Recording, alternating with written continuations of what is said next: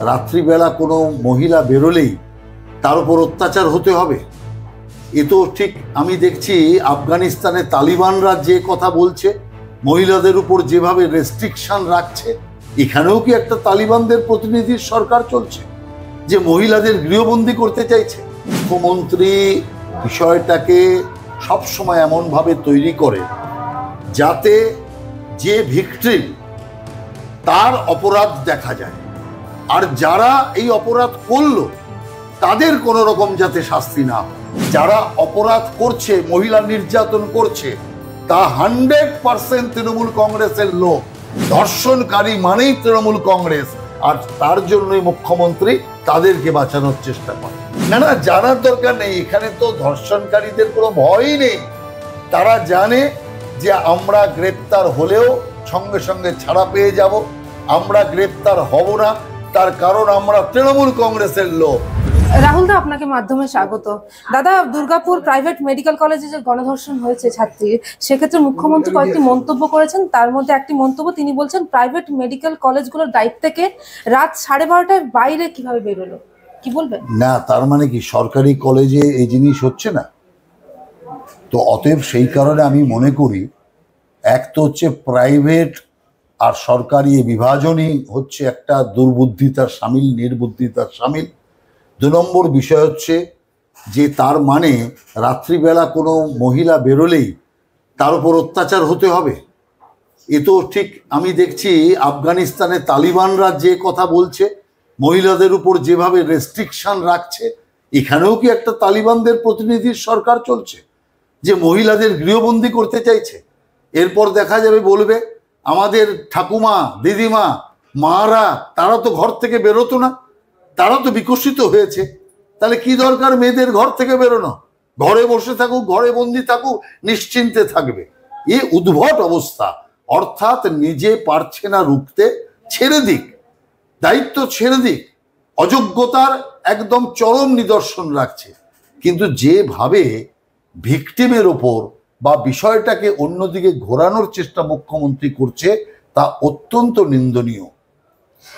দাদা, আমরা দেখছি যে কলেজে যে ইনফরমেশন, সেখানে বলছে মেয়েটি 8টার সময় বেরিয়েছিল, কিন্তু মুখ্যমন্ত্রী বলছেন 12:30টার সময়। কেন? না, মুখ্যমন্ত্রী বিষয়টাকে সবসময় এমনভাবে তৈরি করে যাতে যে ভিকটিম তার অপরাধ দেখা যায়, আর যারা এই অপরাধ করলো তাদের কোনো রকম যাতে শাস্তি না হয়, তার গ্রাউন্ড তৈরি করেন মুখ্যমন্ত্রী। দুর্ভাগ্য এটাই, একজন মহিলা হয়ে মহিলার শত্রু হয়ে দাঁড়িয়েছেন রাজ্যের মুখ্যমন্ত্রী।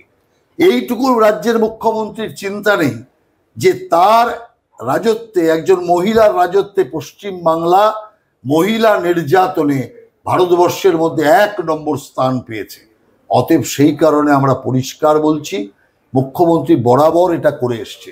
যখনই কোনো এই জাতীয় ঘটনা ঘটেছে, তখনই তিনি বলেছেন ওই মেয়েটার প্রেম ঘটিত ঘটনা, ওই মেয়েটা কেন রাত্রে বেরিয়েছিল, ওই মেয়েটার সাথে আগে থেকে অনেক সম্পর্ক ছিল, ওরই দোষ ছিল, ও অন্তঃসত্ত্বা ছিল, কি না বলেছে। অতএব নির্যাতিতাকেই অপমানিত করার চেষ্টা করেছে বারবার মুখ্যমন্ত্রী, আর একবারও অপরাধীদের বিরুদ্ধে তিনি কামান দাগেননি, যার জন্যই এই রাজ্যে একটার পর একটা অপরাধ বাড়ছে। আর এটার করার পেছনে মুখ্যমন্ত্রীর কারণ এটা, যারা অপরাধ করছে, মহিলা নির্যাতন করছে, তা 100% তৃণমূল কংগ্রেসের লোক।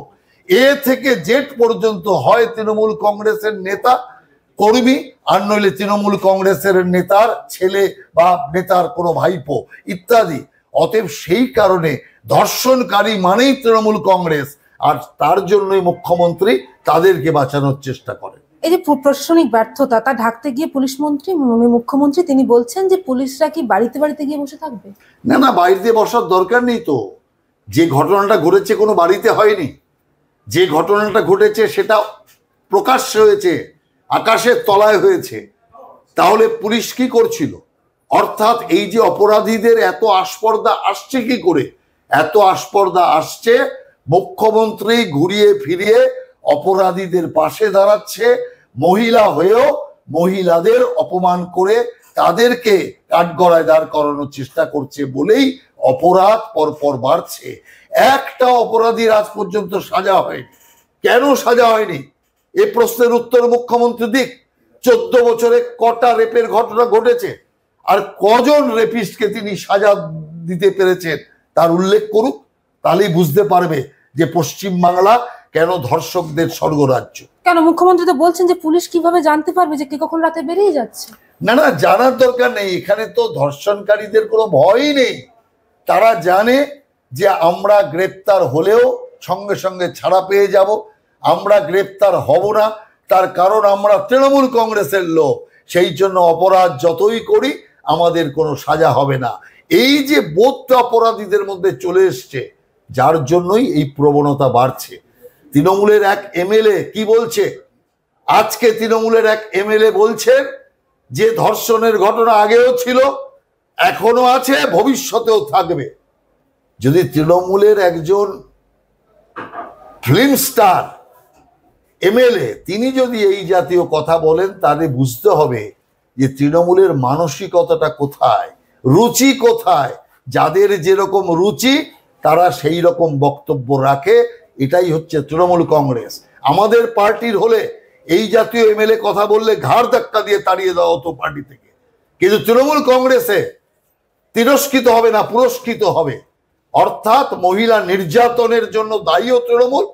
মহিলা নির্যাতন হওয়ার পর নির্যাতিতাকে নানা রকম ভাবে অপমান করার কাজও তৃণমূল কংগ্রেস করছে, যার জন্য অপরাধীদের সাহস এবং স্পর্ধা বেড়ে যাচ্ছে।